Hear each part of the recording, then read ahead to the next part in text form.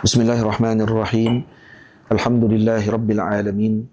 Wassalatu wassalamu ala asyrafil mursalin sayyidina wa nabiyyina Muhammad ibn Abdullah Rasulil Amin wa ala alihi wa ashabihi wa man tabi'ahum bi ihsanin ila yaumiddin.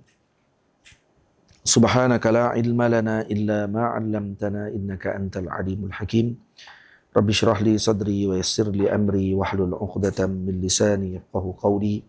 Rabbi yassir wa la tu'assir. Rabbi tammim bi khair wa ba'd.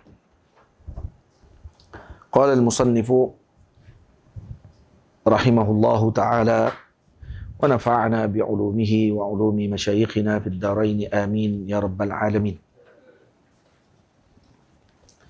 Kata al-Imam Abi Syuja' radhiyallahu anhu sambungan kepada Anwa'ul Miyah, masih lagi dalam Kitabut Taharah. Dan kita masuk pada wal qullatani 500 ritlin bil Baghdadiyin takriban fil asah.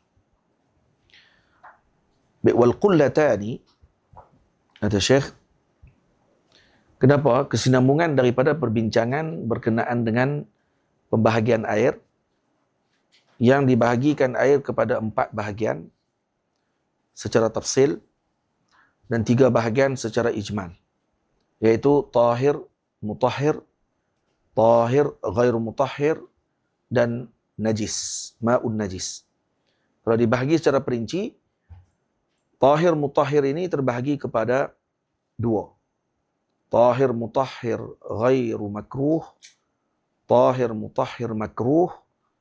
Yang ketiga, tahir ghairu mutahhir. Dan yang keempat, ma'un najis. Okay? Atau bahasa ringkas bagi tahir mutahhir ialah tahur. Tahur. Dan bahasa ringkas bagi tahir yang tidak menyucikan, maka disebut dengan tahir sahaja. Karena itu bila disebut tahir, perlu kepada qaid. Perlu diletakkan lagi dengan sifatnya tahir mutahhir. Karena dia ada bezanya antara tahir mutahhir dengan ghairu mutahhir. Tamam?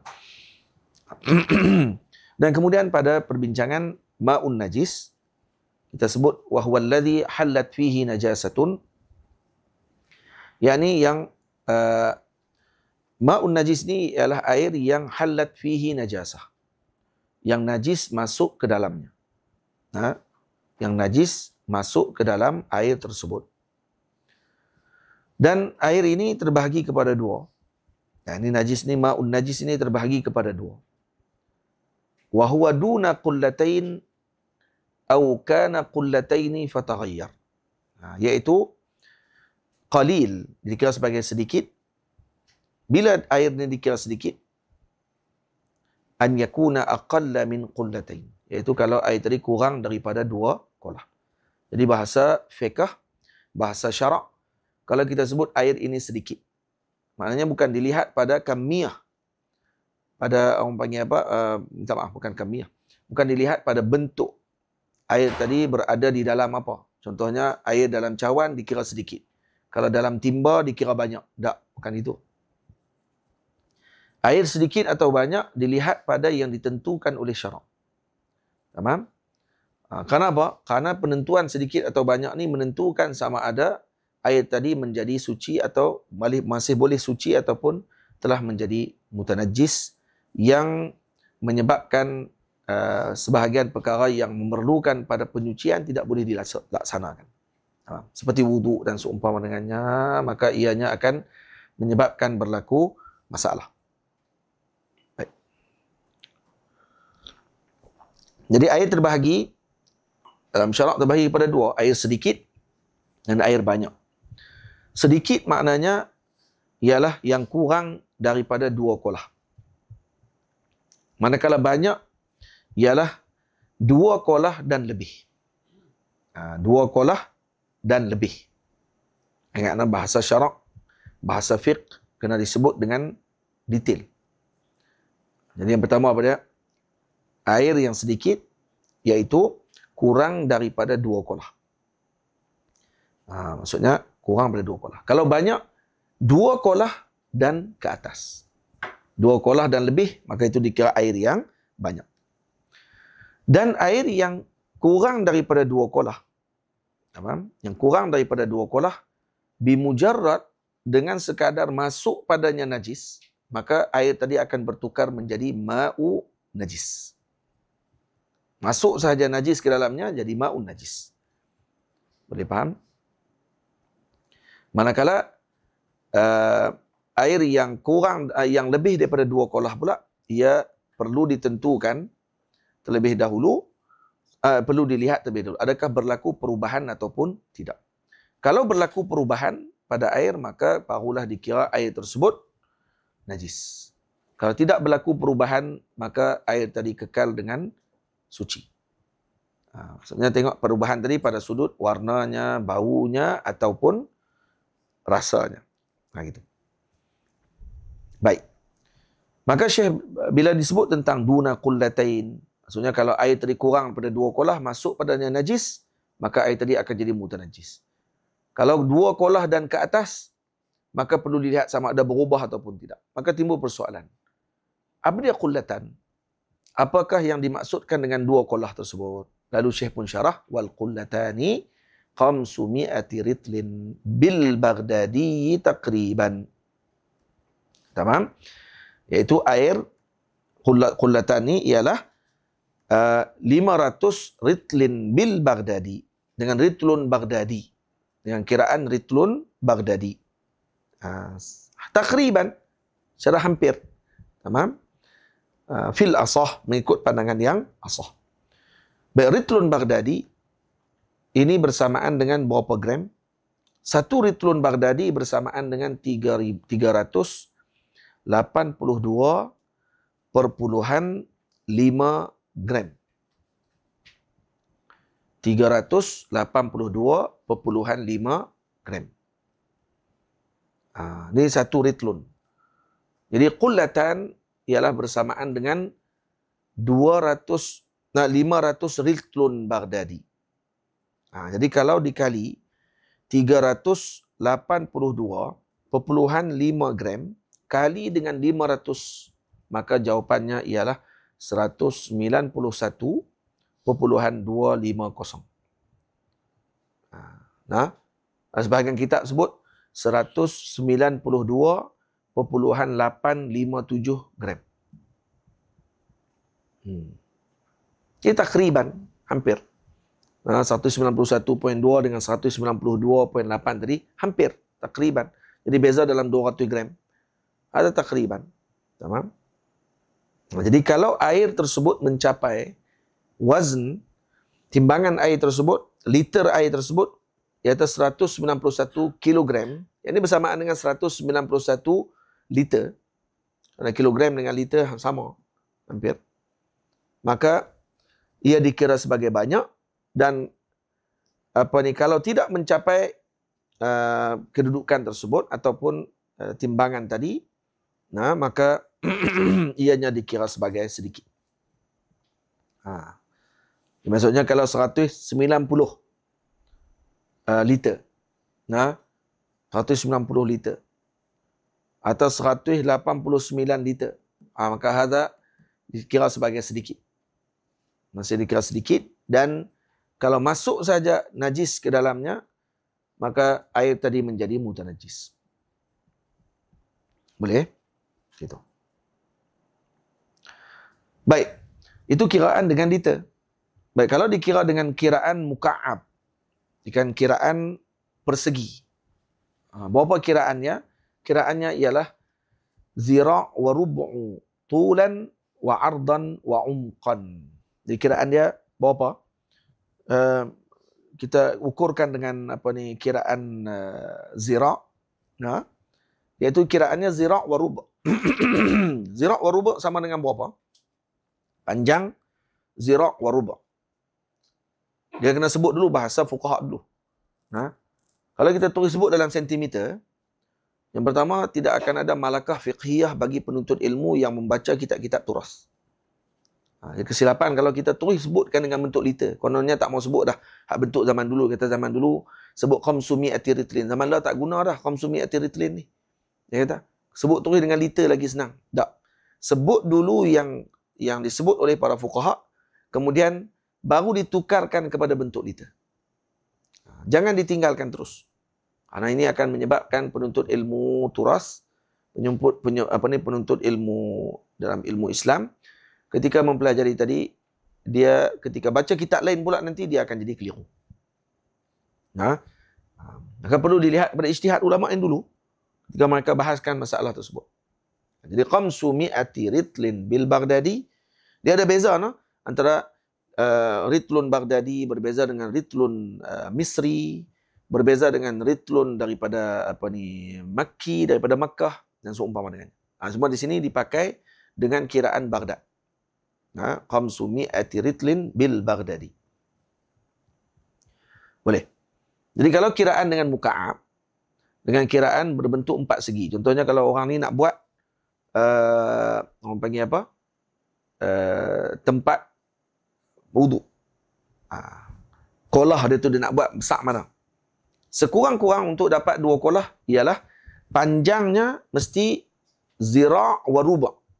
Tulan wa ardan, lebarnya juga zira' wa ruba'.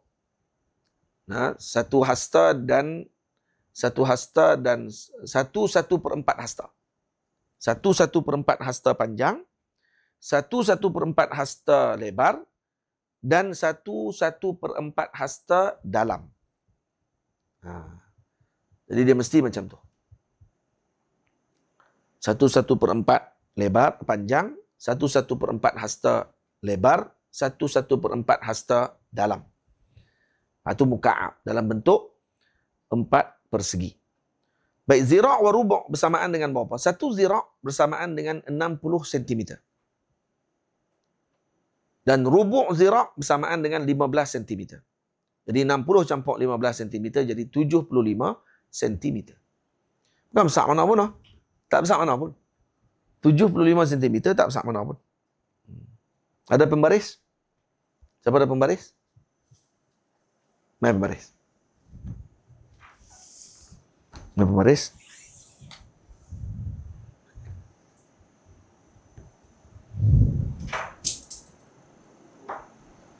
Baik, ni 15 cm. 15 cm. Jadi 15. Ya, nampak tak ni? Dia akan tengok saja. Ya, orang nak tanya. 15 cm di sini. 15. Faham?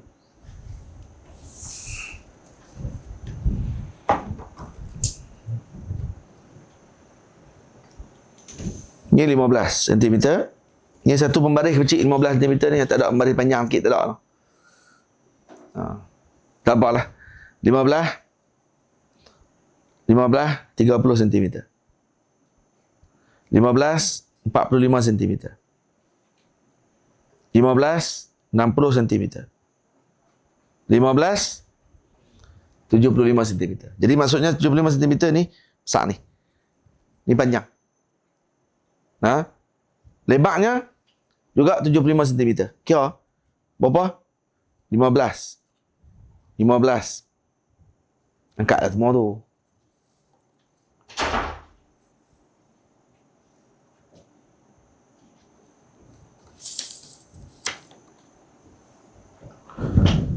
Lagi 15.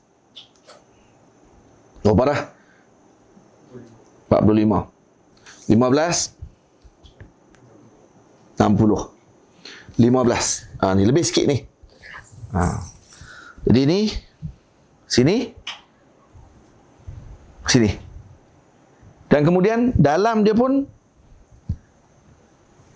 75 cm. Jadi kalau orang tu nak buat kolah dalam rumah dia, untuk cukup jadi 2 kolah. Jadi dia boleh ambil wuduk dengan kolah tersebut. Ni saya nasihat kepada orang-orang yang nak buat rumah. Dalam rumah dia nak buat kolah. Buat kolah macam ni. Dan kita akan buat nanti di Zawiyah. Ada satu tempat. Kita akan buat yang bentuknya bulat. Yang cukup 2 kolah. Dan bentuknya 4 segi. Cukup juga 2 kolah. Faham? Jadi siapa-siapa main tengok. Ni bentuk 2 kolah. Untuk sebagai education dia panggil. Untuk sebagai pelajaran dalam fiqh. Boleh lihat secara praktikal. Itu cara dia. Maksudnya, tidaklah terlalu kecil dan tidaklah terlalu besar. Tak terlalu kecil dan tidak terlalu besar. Jadi kalau nak bagi ni sikit, nak bagi yakin sikit, buat lebih sikit. Bagi jadi contohnya, kalau tambah lagi 15 cm, besar juga tu. Tambah 15 lagi cm. Dan tu pun tambah lagi 15 cm. Itu dah lebih dah daripada 2 kolah. Dah lebih dah. Kalau ayak lebih ataupun ayak kurang sikit saja, maknanya dia dah lebih dah daripada 2 kolah. Itu akan lebih yakin. Tamam? Itu. Jadi air ketika mencapai 2 kolah, iaitu apa dia 2 kolah? 500 ritlun Baghdadi, kiraan yang kita baca tadi. Tamam? Maka ia dikira banyak. Kalau tidak sampai, maka ia dikira sedikit. Air sedikit, ma'ul qalil. Dia sebut air sedikit maknanya apa? Air tadi kurang pada 2 kolah. Boleh? Kalau masuk padanya najis, maka air tadi akan menjadi mutanajjis. Akan menjadi najis secara mubasyarah. Terus, waktu itu juga jadi najis. Sama ada berubah warnanya kah, tak berubah warnanya kah, ataupun berubah baunya kah, ataupun tidak berubah baunya, atau berubah rasa ataupun tidak berubah rasa. Maka ianya dikira mutanajjis. Jadi contoh kita ada air, satu bekah.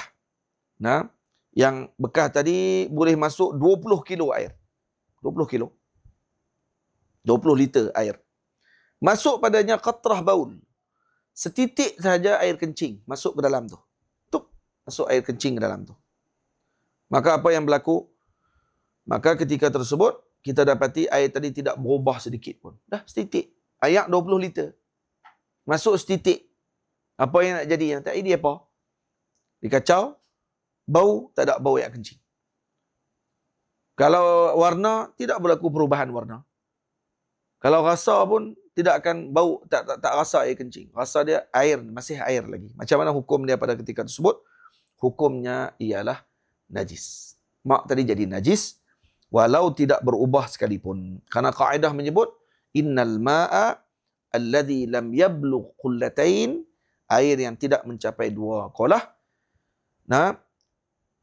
yanjusu bihululin najasati fihi, maka dia menjadi najis dengan sekadar jatuh ke dalamnya najis. Fihi, ke dalam air tersebut, taghayyara am lam yataghayyar, sama ada berubah atau tidak berubah. Sama ada berubah ataupun tidak berubah. Manakala air banyak pula, apa dia makna air banyak? Kalau sebut ni, air ni banyak ni. Apa makna banyak? Banyak maksud dia ialah melebihi 2 kolah. Yang tu. Dan lebih. Bukan melebihi 2 kolah, minta maaf. 2 kolah dan lebih. Ingat tu, bahaya kalau sebut melebihi 2 kolah. Maksud kalau melebihi 2 kolah, bermakna 2 kolah tak termasuk. Tak. 2 kolah dan lebih. Kena sebut macam tu. 2 kolah dan lebih. Jadi kalau 2 kolah dan lebih masuk padanya najis. Maka ada 2 keadaan. Air yang banyak, apa makna air yang banyak? Air yang 2 kolah dan lebih. Maka kalau masuk padanya najis, perhatikan dulu 2 keadaan. Kalau tidak berubah, maka air tadi tidak menjadi mutanajis. Kalau tidak berubah. Contohnya, kita ada satu bekah besar yang mencapai 2 kolah. 191.250 tadi. Liter air. Kiraan yang kita sebutkan tadi. Masuk padanya tek cicak. Kan dalam kolah, dalam bilik air, kalau hak besar macam tu, cicak dulu lalu berak dalam tu. Yang kita tengok, berlaku tak perubahan pada air tersebut?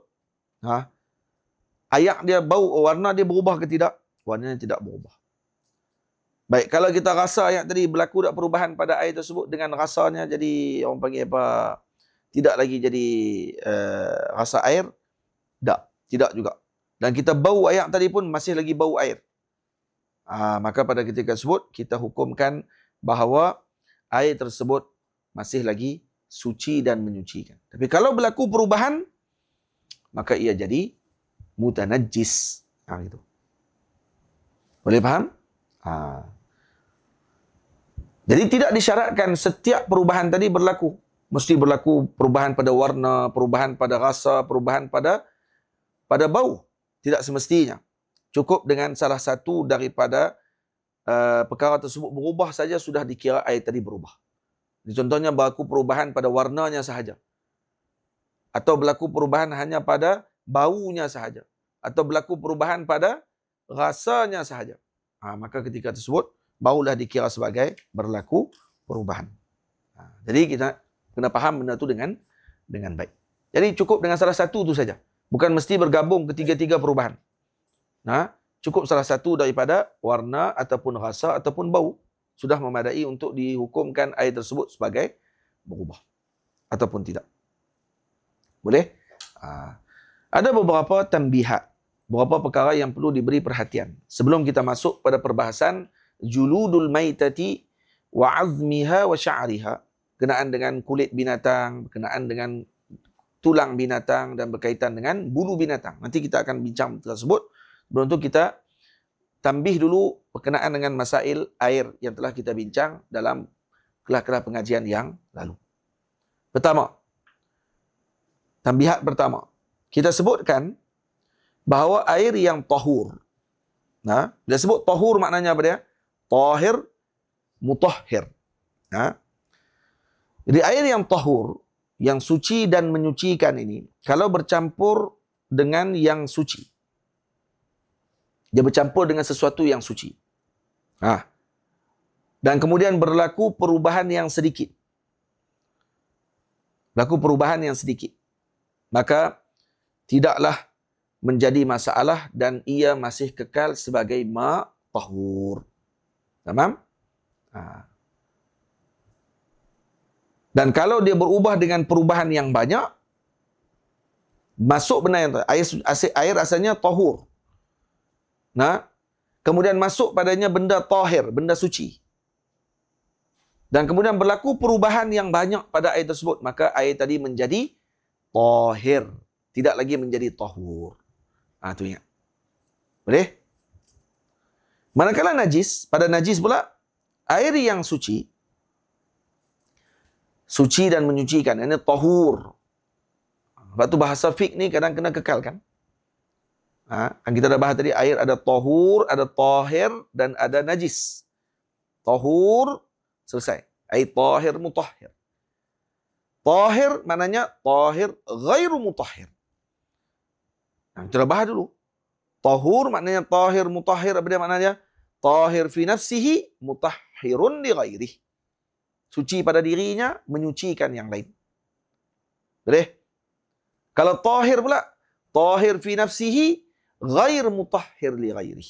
Dia tidak menyucikan yang lain. Dia hanya suci pada dirinya. Ini boleh digunakan untuk minum, boleh digunakan untuk basuh pakaian, boleh digunakan untuk siram pada tumbuhan dan seumpama dengannya. Boleh digunakan untuk basuh pinggan.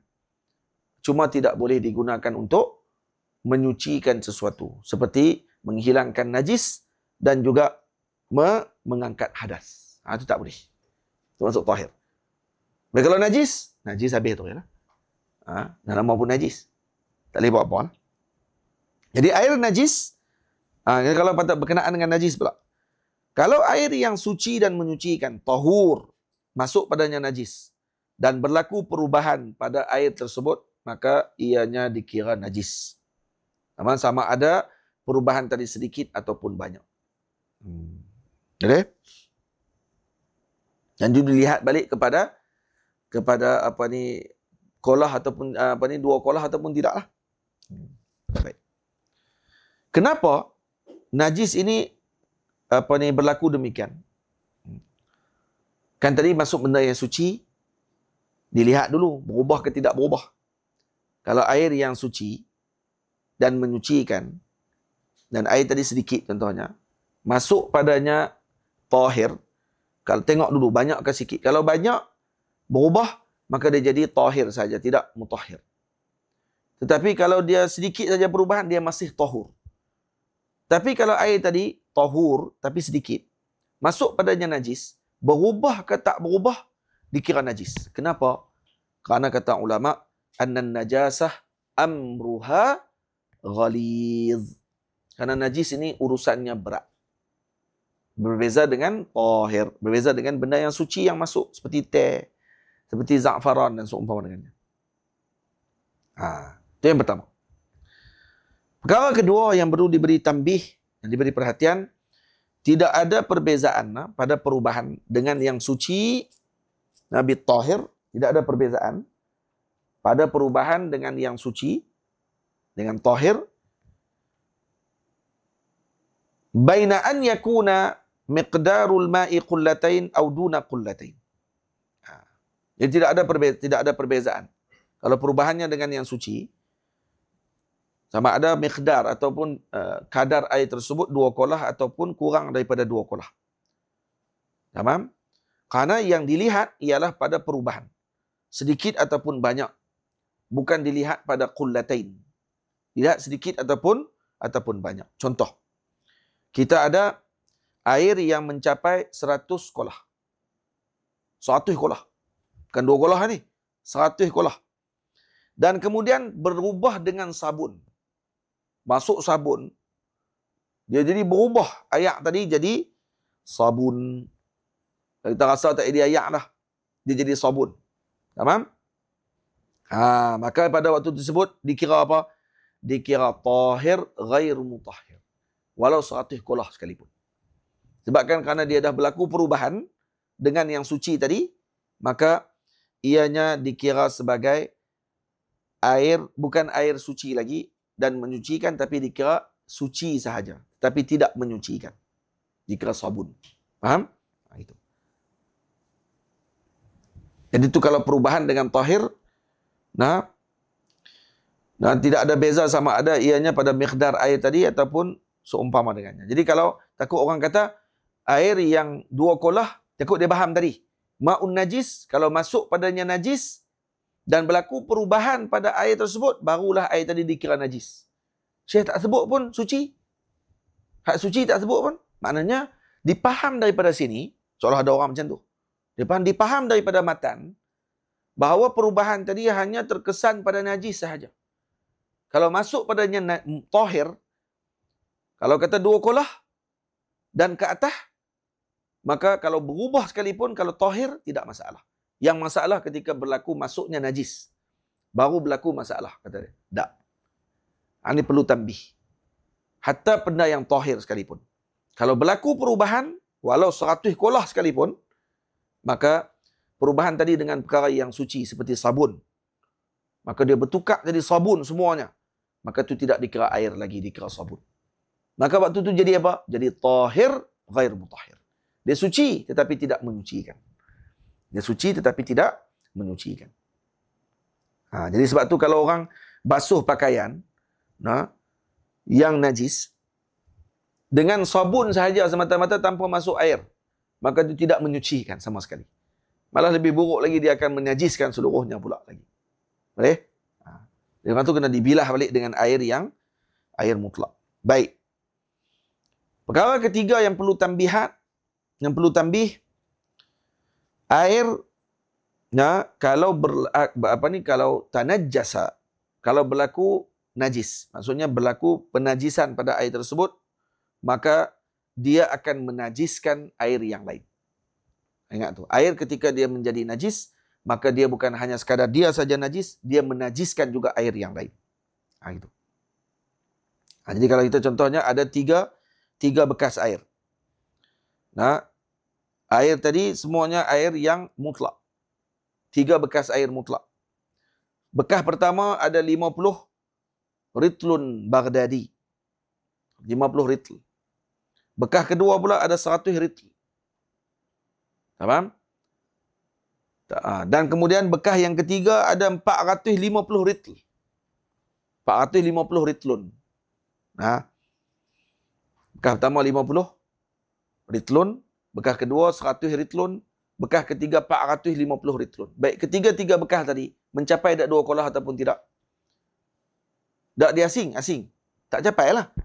Bekas pertama tak sampai 2 kolah. Sebab 2 kolah berapa ratus ritlun? 500. Ni baru 50. Yang kedua pula 100. Bekas ketiga 450. Tak sampai juga 500. Baik.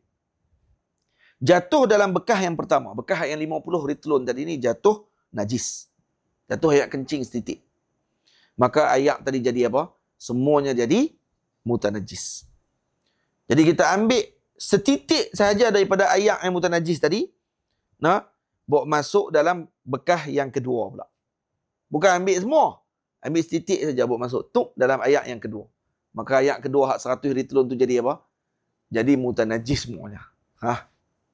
Jadi sebab tu air mutanajis, dia akan menajiskan pada dirinya dan menajiskan yang lain. Kemudian yang ayak 100 ritlun tadi ni, kita ambil pula setitik, kita masukkan pula ke dalam air yang bekah ketiga, iaitu bekah yang 450 ritlun tadi. Apa jadi? Kesemuanya menjadi najis. Faham? Semuanya menjadi najis. Boleh faham? Macam tu juga kalau ada 7 bekah sekalipun. Bekah, tapi semua tak sampai 500 ritlun. Maka dia ambil setitik daripada sini, masukkan. Kesemuanya akan jadi apa? Mutanajis. Jadi, air mutanajis, sarakal baul. Air mutanajis ni dia jadi macam kencing tu sendiri. Dia akan memindahkan najisnya kepada yang lain. Ingat tu. Boleh faham? Baik. Masalah keempat yang perlu tambih. Kita sebutkan 2 kolah ialah 500 ritlun Baghdadi. Okay? Kita sebutkan bahawa 2 kolah itu ialah 500 ritlun Baghdadi. Dan ini adalah miqdar takribi, qadar yang hampir. Bukan bertepatan, terus tepat. Jadi maksudnya kalau kurang padanya kullatan. Minta maaf, kullatan. Kalau kurang dalam 2 kolah tadi, ritlan au ritlaini, 1 ritlun ataupun 2 ritl. Sekadar 190. Tadi 191.250 kan? Kurang 1 ritlun sahaja. Contohnya 490 ritl. Ataupun 498 ritl. Masih lagi dikira mak kasir. Faham? Jadi kalau contohnya 191.250 liter. Kalau kurang padanya ritlain, 2 ritlun. Iaitu lebih kurang berapa? 760 gram. 760 mililiter. Kita kira macam tu. Ataupun kurang daripada tu, maka masih dikira sebagai 2 kolah. 750 tu lebih kurang dalam kurang 1 botol air kecil tu. Okay? Kerana tahdid qullatain tadi dengan 500, penentuan dengan 500 ritlun tadi adalah takribi, laisa tahdidi. Itu bukan dengan perkara yang bersifat rigid. Dia bukan tahdidian, bukan rigid. Tak, dia hampir sahaja, bukan mesti rigid. Tamam? Tapi kalau lebih daripada 2 ritlun, 2 ritl, lebih pada tu, walaupun 1 ritl, maksud 3 ritl, lebih dah. Dah lebih daripada 3 ritl, maksudnya lebih 1 point berapa liter. Dah lebih daripada tu, maka pada ketika tersebut, air tadi dikira kurang. Dan dia dikira najis. Dengan sekadar masuk padanya perkara najis. Sebab tu kita bagi contoh tadi, 191, kalau kurang daripadanya 1 liter, itu 190. Ini dah bahaya. Ini dah dikira sebagai air tadi najis. Faham? 190. Boleh. Baik. Perkara kelima yang perlu diberi tambih, ritlun Baghdadi bersamaan dengan 382.5 gram ataupun mililiter. Yang ini diiktibar pada maqadir fiqhiyah. Ada lagi ritlun lain. Ritlun Syami. Ritlun Misri. Yang berbeza qadarnya tadi dengan ritlun Baghdadi. Tamam? Dan itu tidak memberi apa-apa sebarang masalah kepada kita, kerana yang kita bincang sekarang ni ialah masalah tentang kiraan ritlun al-Baghdadi. Maka kalau dikira pula dengan ritlun Misri ataupun ritlun Syami, perlu dilihat balik bersamaan dengan kiraan ritlun Baghdadi. Maka itu Syekh gunakan dengan ritlun Baghdadi. Tamam? Karena Imam Abi Syuja' sendiri berasal daripada sana. Maka karena itu beliau menggunakan Ritlun Baghdadi sebelum beliau berpindah ke Madinah. Kemudian yang keenam, yang perlu diberi perhatian ialah ma'ul musyammas. Air musyammas hukumnya adalah makruh penggunaan bagi air musyammas tersebut, sama ada pada ibadah seperti wudu ataupun mandi janabah, ataupun pada bab adat seperti menyejukkan tubuh ataupun menyucikan pakaian. Kenapa? Karena ilahnya adalah khasyatil baras. Karena ilahnya ditakuti padanya berlaku penyakit baras. Baras ni apa? Penyakit apa? Penyakit sopak. Penyakit sopak. Jadi tidak berbeza masalahnya pada mana-mana qasad. Sama ada qasadnya untuk ibadah ataupun adah. Ini maksudnya berlaku penyucian tadi pada tubuh lah. Yang kita dah sebut ada 9 syarat bagi air musyammas. Yang kita sebut pada pengajian yang dulu. Boleh dilihat balik pada pengajian tersebut. Yang ketujuh, bahasan berkenaan dengan ma' musta'mal. Ma' musta'mal tidak harus digunakan pada ibadat dan boleh digunakan pada perkara adat. Beza dengan tadi ma'u musyammas. Ma' musyammas sama ada pada ibadat dan adat pun tak boleh. Kenapa? Karena ilahnya khasyatil baras. Karena bimbang berlaku penyakit sopak. Karena itu diasingkan. Walaupun qasad macam mana pun, bila kena pada badan saja, masalah. Karena dia berkait dengan badan. Manakala ma' musta'mal pula, tidak boleh digunakan pada ibadat seperti wudu, seperti mandi wajib dan seumpama dengannya, tetapi boleh digunakan pada adat seperti membasuh ataupun minum seumpama dengannya boleh. Yang tak boleh adalah menyucikan dengan air tersebut. Walaupun dengan taharah mustahabbah, walaupun dengan taharah yang sunat seperti tajdidul wudu pun tak boleh. Kalau dia masih lagi dalam ruang lingkup ibadah. Jadi habislah pengajian kita tentang kitab taharah berkaitan dengan anwa'ul miyah wa aqsamuha dan masuk pada perbahasan qullatan. Insya-Allah pertemuan yang akan datang kita akan mempelajari berkaitan dengan masalah seterusnya insya-Allah taala. Wa sallallahu ala sayyidina Muhammad wa ala alihi wa sahbihi ajma'in. Walhamdulillahi rabbil alamin. Assalamualaikum warahmatullahi wabarakatuh.